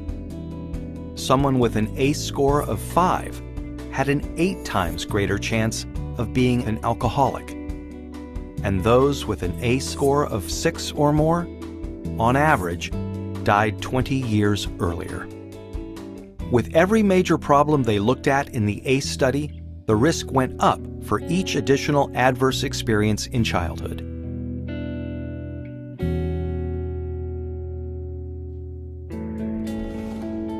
As Dr. Robert Anda says, what's predictable is preventable. It's important to remember that ACEs are not destiny. ACEs are a tool for understanding the health of a population as a whole. For individuals, an ACE score can be a tool for understanding their own risk for health and social problems, and empower them to make changes for themselves and their children. ACEs tend to get passed down from generation to generation and are common across all income levels, races, and cultures. But increasingly, people of all different professions and backgrounds are coming together to discuss how ACEs affect their communities. They're finding new ways to treat and prevent ACEs. Many doctors are starting to screen their patients for ACEs as part of their medical history. More schools are becoming trauma-informed, considering the source of problem behavior when disciplining their students, instead of immediately suspending or expelling them. To learn more about interrupting the cycle of adversity and improving health and well-being for the next generation, please visit kpjrfilms.co. And so understanding a community, understanding the hurt in that community, understanding individually how hurt happens, if we can as a community start to lessen our ACEs score one household at a time, we might have a chance to start dealing with the impact of trauma and understanding the impact of trauma and changing how we relate to one another, how we parent our children, how we deal with difficult moments with other individuals. And it's hard because the human experience is a difficult one, and it's got layers, and it depends on your biological story mixed with your life story. You come into this world with a predisposition biologically to be certain ways, and then you have a family or whatever your family dynamic is that has an influence on you. And so you throw nature and nurture together, and that's your story. I like to tell my group class that you're a 1,000-piece story. And everyone is a different 1,000-piece puzzle picture. Your puzzle has 1,000 pieces, and the average person only has like 300 pieces to their 1,000-piece puzzle. And so you don't even have a clue what your picture looks like. You've got ideas because you got some puzzle pieces, but you don't have enough to put a clear enough picture together to really understand what your story is and what it's all about And what's your pretty picture supposed to look like? And so it takes some time to do some digging in our story, excuse me. I like to call it turn the mirror on ourselves and do some self-reflection on who am I? Why am I? What has life done to me? How do I deal with life today, depending on how it dealt with me yesterday? What are my missing skills? What are my awesome skills? What am I able to do? What am I not able to do?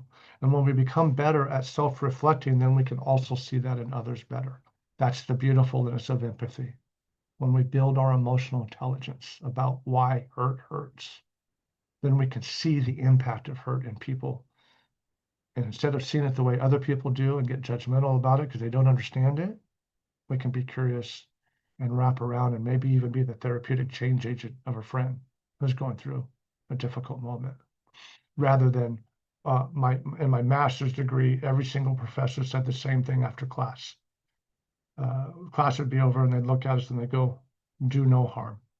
And they would say that 18 to 20 times a day in my classes, do no harm. And I understand that now because we can have the passion, we can have the desire to work with another human being, but if we don't understand that person's trauma, that person's perception of that trauma, then we're going to reharm that person, not help them. And so I don't want to reharm. I want to understand so that I can be part of the equation, part of the solution, not part of the problem. Part of the trauma problem is that there's continually re-traumatization happening to a person because they're not in an arena where it can stop. And so we want to be able to provide trauma-informed care in the workplace. We want to be able to understand it and wrap it around it and provide spaces where human beings, some of our employees, have gone through things, through difficult things, where we've given them space to heal as they're doing their profession. In fact, in my world and what I do, helping people, most of my staff are people that have gone through really difficult trauma and moments in their life, which is what's caused them to heal and grow and want to pay it forward to other human beings. But it also means that I hire people that might have some difficult moments for no reason at all. And I have to give them space to take a break and go home or go walk on the beach or process that moment that you're going through. And I, as a boss, have had to learn how to create more space because that's what I'm committing to do, is change the narrative of our understanding. So what's provided, what's needed, what's required to provide trauma-informed care, or TIC? We ourselves, as workers, as human beings, as social workers, as educators, as teachers, as doctors, as nurses, as everything in between, we have to be secure and healthy ourselves. We have to understand our own trauma. We have to understand that some of that trauma or some of our lives has caused us to have biases. And we might be working with somebody and they might shout something out that goes completely against our belief system. And if I come back over the top to try to teach them differently, I'm re-traumatizing that individual rather than giving them space to believe in what they believe in or be who they are, because their trauma has affected them in that manner. So we need to have good understanding, regulation, and management skills. We're able to actively teach. The biggest thing I do in my program classes is I don't tell them, I teach them, and I model it for them. This is what empathy, mercy, and grace. I don't just say my bad when I apologize. I model for them. Hey, I'm so sorry. I didn't mean to do that. I'm going to try to work on that. I hope you can forgive me. That's modeling what a true accountability statement looks like rather than just saying, my bad, right? And so we can, as professionals, actually model for a lot of our individuals that we're working with on what healthy living looks like, healthy decision-making looks like.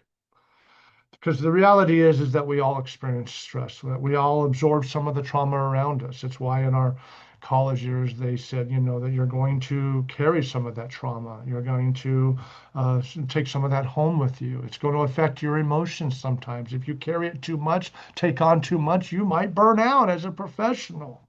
And I see that happen a lot because it's hard working with people who are hurting. And so we live in a difficult society. It all has an impact. And how can we not perpetrate more, but understand the impact and be part of the solution instead of part of the problem? With more understanding, more emotional intelligence, we can see the bigger picture as to why people do what they do. And so when we as professionals can give predictability to our clients, it's what I tell parents. The more predictability and consistency you provide your child, the more they're going to work through their own little struggles and missing skills. A child who doesn't have consistent dinner time is a child who's always going to stress about when they're going to eat next. We don't want them, and they're not trying to do that. It's just a natural habit as a human being. When we don't have predictability and consistency, then we're going to try to find it. We're going to stress about it. It's going to eat us up. It's going to cause anxiety, and our children will all handle it differently. And then they'll carry that into their adult lives. So predictability gives freedom for someone to feel safe. Giving someone space gives them freedom to regulate. Giving somebody perspective gives them the freedom to heal. Giving somebody support gives freedom to model what that empathy and support looks like. Giving somebody choice gives them freedom to have a voice.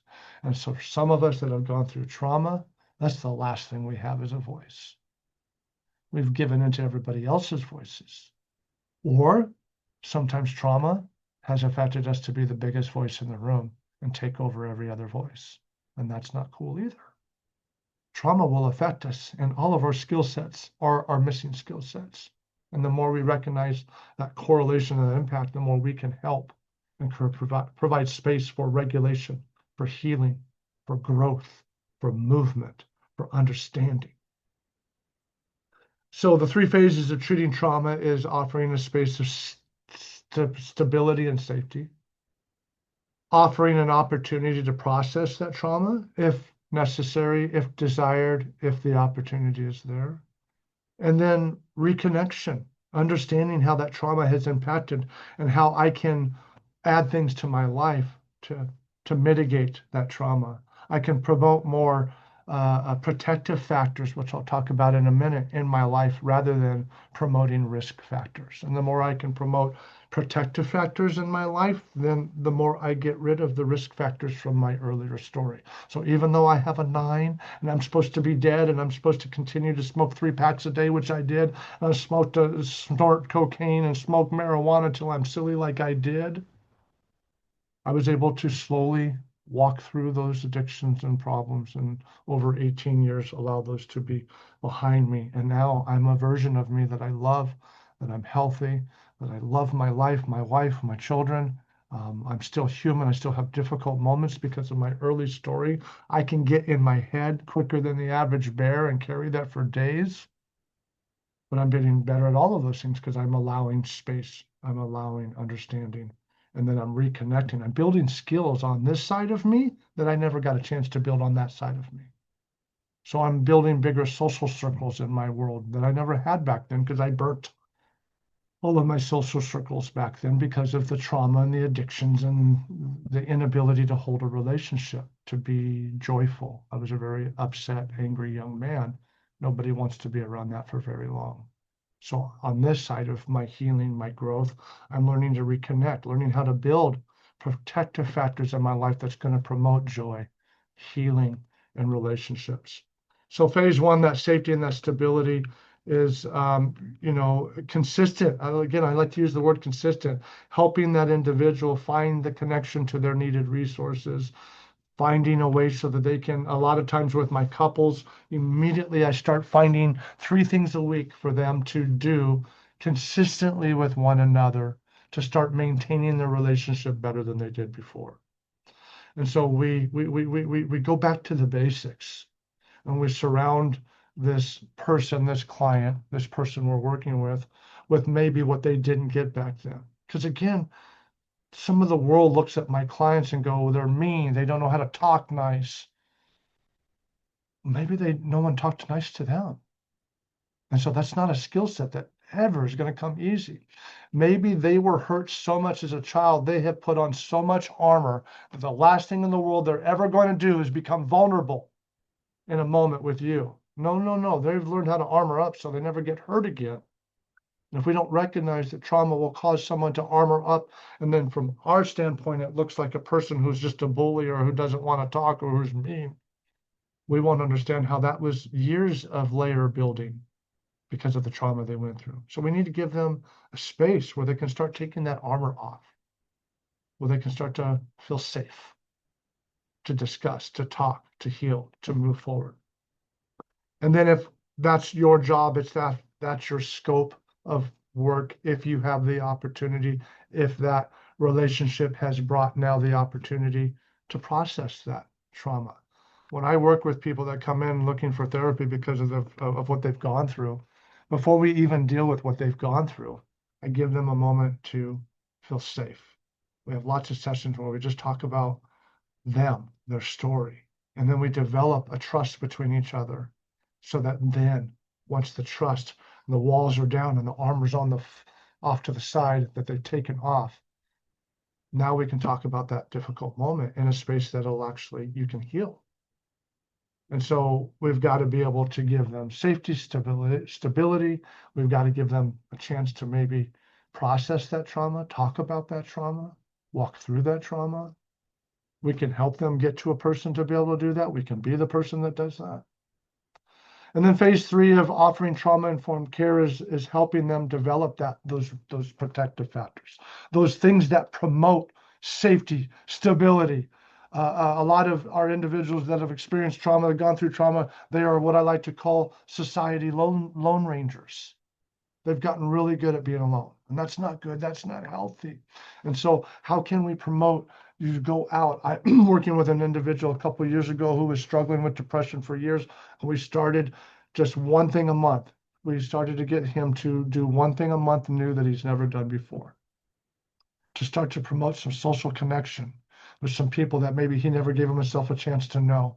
And over time, he was able to start to do things he never got to do, get to know people he never got to do, started to have relationships he never had before. They were lasting longer than they ever lasted before. And he found his now wife in one of those clubs that he joined, weekly clubs in the community. He found his wife and is now happily married, continuing to work through his trauma story.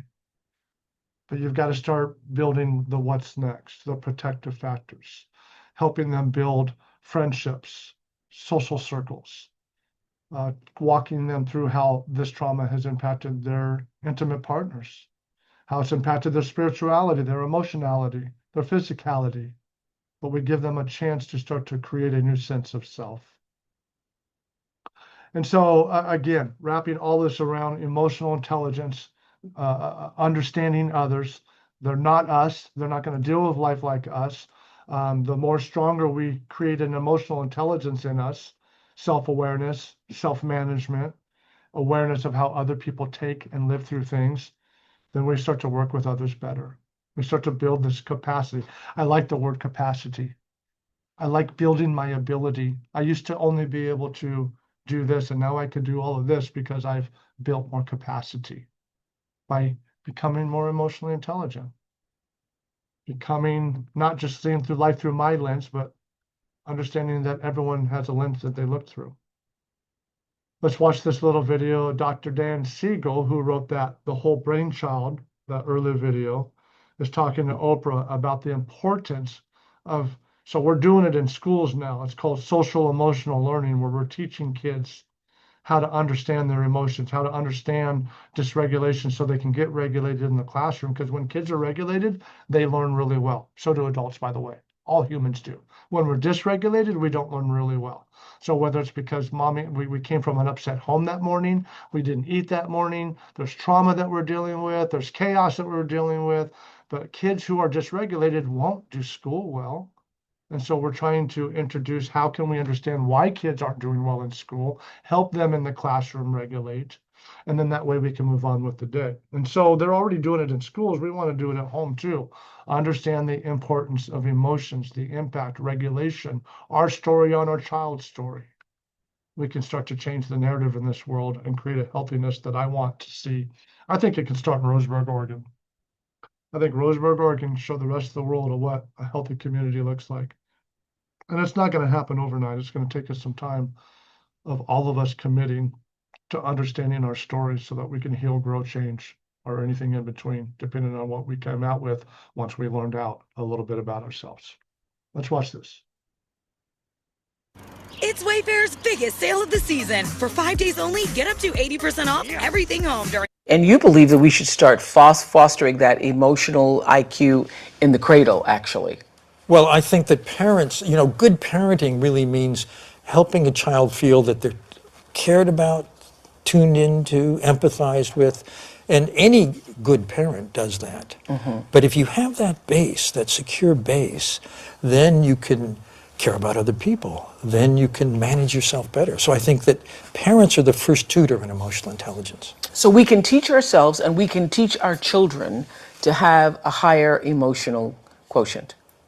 Absolutely. And in schools, this is called social emotional learning. There's a lot of it going on. They're hoping to make it national, part of the national standard. It should be national. I think it should be international, frankly. I think it should be international. Well, because you know, I have learned at my school that that is what really matters. I started out looking for one thing, and now I know that having basically what social emotional learning is developing character and a value system, and what a lot of educators now call grit. That thing that allows you to keep going and have resilience in the face of failure, and to self-awareness, to know who you are. All of those things, far more important actually, or certainly equally as important to how well you do in math and science. Another word for grit is technical, it's cognitive control. I was in a school, second grade classroom in Spanish Harlem. These are kids who live in the projects next to the school. Terrible, you know, the drug dealers are the most all successful the worst people conditions, there. yes. Worst conditions you can imagine.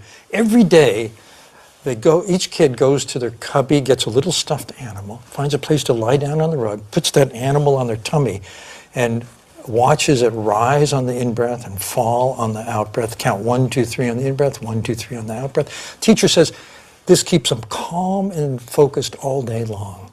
And this is basically a lesson in mindfulness. It's a mindful meditation. And it turns out that from a brain point of view, what you're doing is strengthening the prefrontal cortex, which is the mind's executive center. It's the boss. It's the one that learns.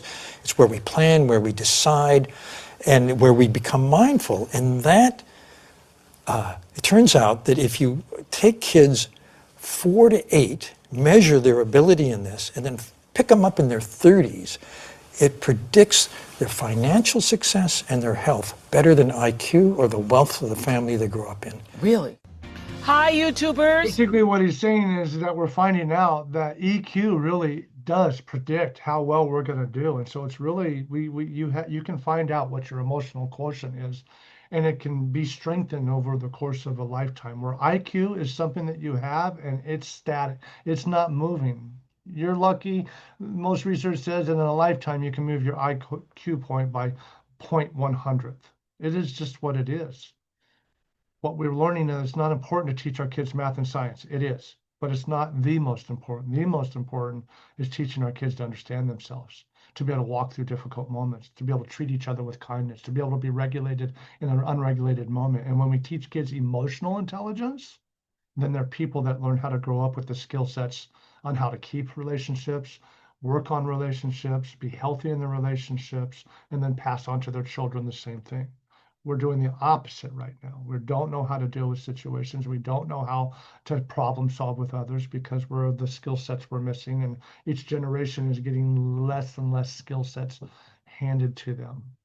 And so I'm seeing in my world, in domestic violence and in family violence, it just seems to be getting worse, not better, at families getting together but not knowing how to stay together. And then this is where the trauma is occurring because we don't know how to handle difficult moments. And so why is it so difficult for a lot of the clients that we're working with to go through these things, right? It could be because their ACEs score is so high, the trauma that they've gone through. And maybe they had a good childhood, but it was in their teenage years where the trauma happened. And then when we're older in our teenage years and something difficult happens, that can throw our whole life upside down and go into our early college or early young adult years. And so you're always going to hear me say the same thing. It's about regulation, but you can't regulate when you don't know your triggers, and you don't know your triggers if you don't know your story. So it takes a little bit of self-reflective to understand your story. This is just a weird picture of the first war airplane in the Smithsonian Museum. And I like to use this as a picture because so many people died at the beginning of these war airplanes because it was a one-seater and the gun was up on top, not down below. Later on, it would come down below, so it would make easier to shoot. But the first ones, you would have to fly your airplane, and then when you get behind the enemy, you'd have to jump out of your seat and grab the gun and start shooting, but you can only do it for like 4 or 5 seconds because your airplane starts to take a nosedive because there's nobody in the cockpit to operate it. And so then you'd have to jump back down into your cockpit and start to bring your airplane up. And then you'd have to go find the enemy again. And then you have to jump out of your cockpit and you'd have to go, ah! And then you're trying not to crash. And so many people died into the side of mountains or went down, and they're steering it with their foot as they're shooting with and it just wasn't optimal. And it was chaos. And I use that as an example that that's a person who's going through trauma. When you flipped your brain and you're trying to deal with life, it feels like bullets are flying by you and that you can't make sense. And so when we're stuck in our blue brains, or even worse, our red brains, it's why we can't do things as regulated and as easy as maybe the person next to us. I work directly in correlation with DHS to bring families back together. And a lot of these families are, well, all of these families are beautiful human beings, but a lot of these families are struggling because of their missing skill sets. So when mommy gets mad or when daddy gets mad, they do this rather than what maybe you and I would do. And it's not because they want to do that. And it's not because they're trying to do that. It's because that's their pattern that they don't recognize from their story. And so I come in and I help them understand how awesome they are, give them space to understand themselves, and then start to build newer skills and understanding based off of the lagging skills they have. And over time, we can start doing differently than what was done to us. But it takes time, it takes understanding. So our past gets in the way of today, whether it's in parenting, adult relationships, working with clients. You and I have biases that we've got to make sure that we understand, right? Some of us will be working with somebody, like I said earlier, and they'll say something or do something that'll go against the way that we were brought up. And if we're not aware, we might react rather than respond. And so I'm just going to make a few statements out there so that we recognize that we might have come from things that are different than what other people have come from. And so what was communication like in your household, right? Was it safe? Was it easy? Was it one way? Kids are to be seen and not heard. That was something that was said in my day, right? It always seemed like the adults were always yelling at me and telling me what to do.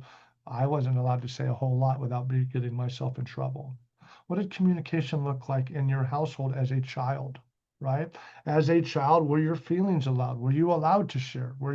My wife said that good feelings were allowed in her household, but her mom and dad didn't really deal with negative feelings too well. So they threw money at negative feelings. Oh, I'm so sorry that you got broken up with. Here's $20, go buy a dress. And so feelings weren't really allowed, all of them, in her household. Feelings were allowed in my household, but they were disconnected feelings that were all the time, yelling and upsetness and pissed offness. And so they were traumatic feelings that were allowed in my household, that were happening in my household.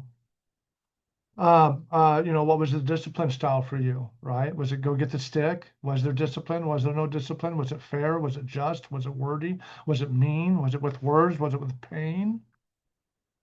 I'm asking these questions because this is going to impact you on how you're going to parent yourself, how you're going to work with people who have gone through trauma themselves. These kinds of things are important for us to know on how we've been impacted. Were my needs met growing up, my basic needs? I always remembered one of the things I had in my head as a narrative was that we were poor. We were poor. My mom did the best she could in the middle of 5 divorces. We never had what other people had. We went on a field trip. I had a sandwich, and then everyone else would open up sandwich, an O. Henry bar, a Coca-Cola, a bag of chips, a ding dong, and a Twinkie. Oh, and an orange probably too. I was lucky if I got a peanut butter sandwich. And I'm not saying poor me. I'm just saying that this is going to impact on how we feel about ourselves, how we feel about life. It's going to be the lens we look through. But there was a lot of basic needs that weren't being met, and that impacted me. I started stealing from stores. I wasn't stealing RC cars or Hot Wheel cars or cigarettes. I was stealing bologna and cheese to make a sandwich because I hadn't eaten in 2 days. And so, it's going to impact us. Were your needs met? Was there touch in your household that was healthy? Was it mean? Was it one-sided? Were you allowed to come home from school and jump on dad's lap? Was he approachable? A lot of dads aren't approachable. Can't goof around. Sometimes us dads are too serious. What was your upbringing like? Because it's going to impact you on how you're going to parent, how you're going to work, and the lens you're looking through at how other people may do these things. What's your shark music, I like to say? What's that little thing in the back of your head that goes doo-doo, doo-doo, doo-doo, doo-doo? When life is happening in a certain way, it's through your lens that you're being triggered. And so maybe you weren't allowed to talk back. I have worked with a lot of parents in this arena that you were shut down, spanked, slapped, hit, but man, when you talked back, you got dealt with it harsh. You may not realize that that could be a trigger for you 30 years later as a parent. And you have a child who you tell them to go clean up their room and they go, I don't wanna, because children are prone to do that. If you don't know that your trigger is that you weren't allowed to talk back and you're holding on to that and your kid talks back, you might go, what did you just say? And if you don't know that that's a trigger, you're going to come back over the top and you're going to probably react to that child more than that child needs to be reacted to. And when we understand our biases and our triggers and our story, then we interact with human beings at a better level. We understand human beings at a better level. So understanding trauma, think about what's behind the behavior when we're interacting with a person, with a client, with a child. Don't look at the behavior, look at the child behind the behavior. When I can get a parent to not look at what the child just did, but look at why the child just did it, then they become more connected parents and they work with the issues, not the thing that happened. Kids are going to throw a toy across the room. I want to know what's going on, Bubba, that made you so upset to throw a toy across the room. So we can deal with that feeling so that we can get him regulated so that we can start to talk about what he can do next time when he's upset rather than throwing a toy across the room. Because when we can get regulation, we can build new skills. But if all we ever do is punish when somebody does something, then we'll never help them build. Sorry, I'm a parenting teacher, I'm a domestic violence teacher, and I'm a trauma teacher. So you're going to hear me speak to all populations in the middle of my training. It's just the way it is because trauma does affect everything that we do in the now and in the future. So in practice, this means that we recognize traumatic experiences overwhelm, terrify, and violate individuals. And they're going to need time to be able to heal from those violations. The beauty is that recognizing what's happening, we can start reducing trauma. We can start understanding behavior. Our relationships can have a chance to maybe heal. When asked, I asked survivors that have gone through lots of different trauma back in the day. I asked them, are you still affected by your trauma and how are you still affected by your trauma? And some of them answered this way. I still ache for the life I feel like I could have had. And for the things I still want to do, I don't know. It's just like, I guess my soul has a limp. I feel hypervigilant sometimes. Sometimes it's just, I have paranoia for no reason at all. I can get triggered easily by any form of sexuality or a person. Everyday life becomes difficult. I grew up, not thinking very good about myself because of what I'd gone through. It took me freaking 50 odd years to figure out that I'm a pretty good person, and that's not cool. I still have nightmares, one person says sometimes. I can hear certain names and it affects me. I have dreams that don't seem to leave sometimes. I get traumatized by the word or the names or noises. It shapes how we view the universe. It shapes how we view us. Trauma does. Now, again, the hope is survivors said that when someone has listened to them with compassion, they were more likely to be healed. When survivors believe that people actually understood what they have gone through and the impact that has caused, there's more chance of healing. When survivors believe that people knew how to help them create space for healing, there's a better chance for healing. And so the end of all of this, to become more trauma-informed carers, TIC carers, we have to help build resiliency. We have to help not only understand the trauma, but then what's next? That's building the capacity.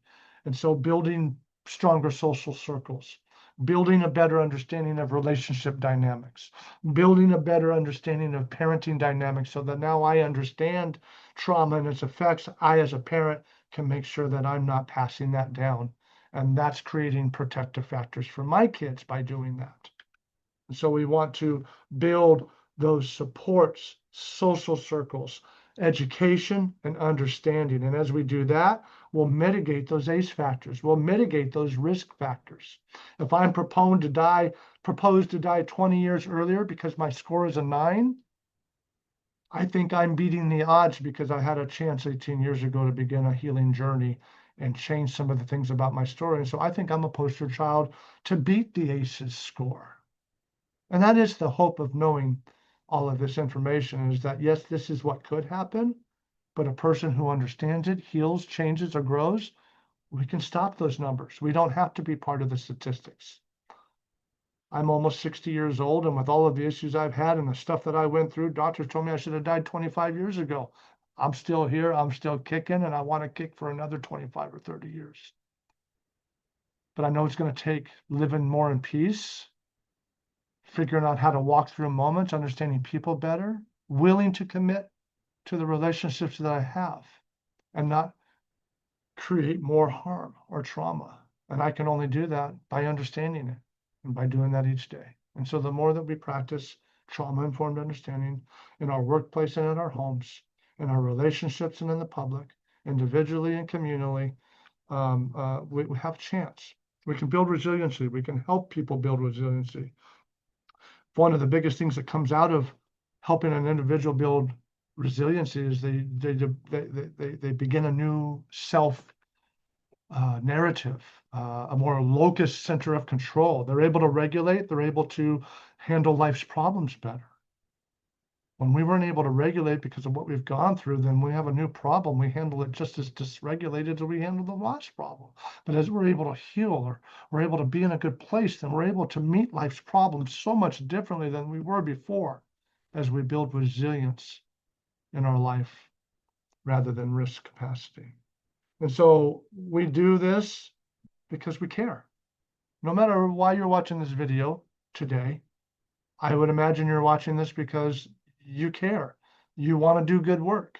You want to work with those that might be hurting. You want to do the right thing with those that might be hurting. You want to help a child grow into an adult. You want to help an adult continue to move in their story. You want to help a family understand the dynamic they've gone through. Whatever it is that you're doing and how you're working with those individuals, we need to have a trauma-informed lens, or we will reharm those people we care about so much.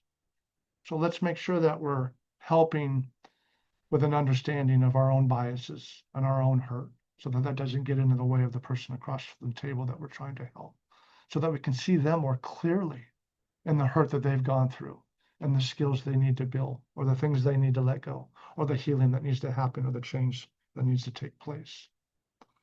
And so we get to do our part. With more understanding, we do our part better. With more education, we do our part more connected. With more trauma-informed training, we don't reharm the people that we want to help. So let's watch this really quick video, and then we're going to be out of here for this particular training. I love to finish most of my trainings and my group work with this video. I found this video 10 years ago. It's a Taiwanese insurance commercial, but I think it's a perfect depiction of somebody who has built a strong emotional intelligence and sees the world through a better lens because they're a more connected human being. Connected human being doesn't make us better than another person, doesn't make us rich. It just means a more content life, a more joyful life, a more connected life with others. And so I like to use this little commercial to remind me of what I want to be like when I grow up, so that I can continue to create environments for people to heal. So let's watch this video together, and then we'll be ending our training for today.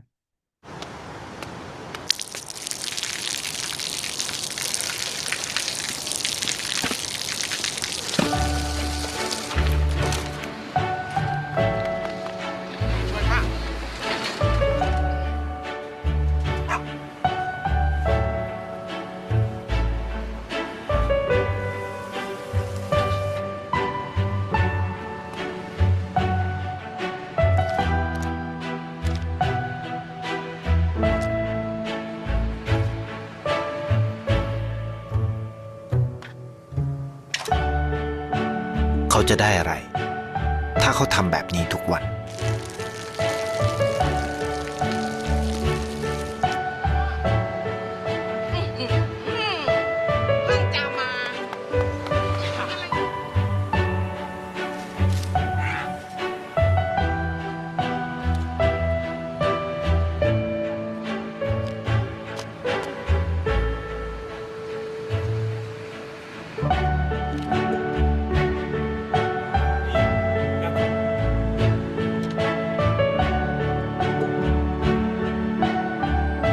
เขาจะไม่ได้อะไรเลย ไม่ได้รวยขึ้น ไม่ได้ออกทีวี ไม่มีใครรู้จัก ไม่ได้มีชื่อเสียงที่มากขึ้น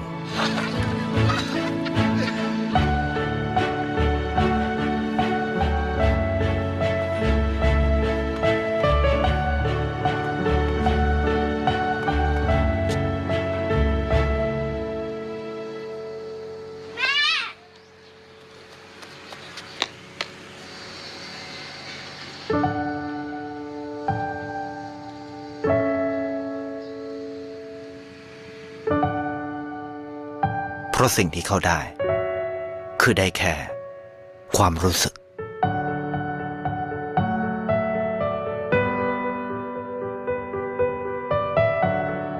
ได้เห็นความสุข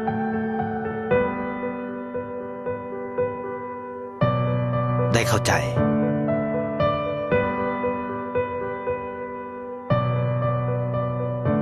ได้ความรัก ได้ในสิ่งที่เงินซื้อไม่ได้ ได้โลกที่สวยงามกว่าเดิม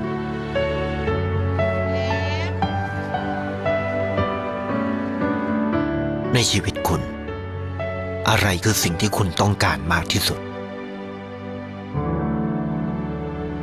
ไทยประกันชีวิตเชื่อในความดี So how do we take the information that we know, the passion that we have, and do it really, really well without reharming, without not understanding someone else's story? We got to allow healing to happen in individuals that we don't think healing should happen. We've got to broaden our ability to understand why people get where they get. And it's not the end result that we're looking at, it's the leading up to that caused that end result. And so if we can see the people behind the actions, we actually become more trauma informed, and we have the ability to help and heal rather than to point our fingers. And I say that a lot because of the domestic violence program that we run. Most of the people in our profession look down upon these individuals that have found themselves in the program. And I look at them as human beings who, if given another opportunity to build some skills and understanding, that they would do differently in the future. And they do. A large percentage of them do, when you actually give them the ability to change, grow, and heal themselves first, rather than mandating or demanding change, because nobody works under the pressure of demanding change. That's where people usually fake it till they make it. And so I provide a space where people don't have to fake and get through. They might actually have an arena and space to finally understand their trauma and have a moment to practice vulnerability, to walk through it, and then be able to heal and add some skills that they didn't have before, so they deal with life's problems much more connected than they used to a year ago. So when we understand how trauma affects human beings, we can see it, and rather than being judgmental when people act out their trauma or relive their trauma, we can be so much more empathetic and understanding and curious as to, oh, I wonder what they went through. So I hope you have an unbelievable, excellent day, and go out there and practice and practice and practice connection, because without connection, there could be no true influence with the person you're working with. Have a great day, and thanks for hanging out and listening to me.